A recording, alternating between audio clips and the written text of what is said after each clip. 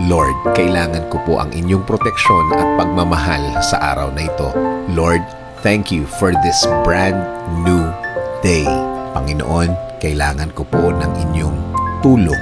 Kailangan ko po ng inyong guidance. Ako po ngayon ay nasa matinding problema. Nasa gitna ng sitwasyon na hindi ko po alam ang dapat kong gawin. Parang habang dumadaan ang panahon, para akong lalong lumulubog sa aking kalagayan, Panginoon.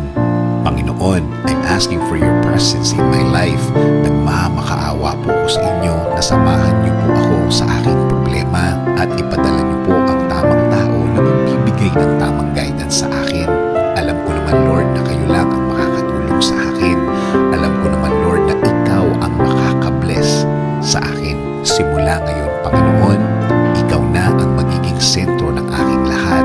Hindi na ako mag-iisip na makakapagpagrabe ng aking kalagayan. In Jesus' name we pray.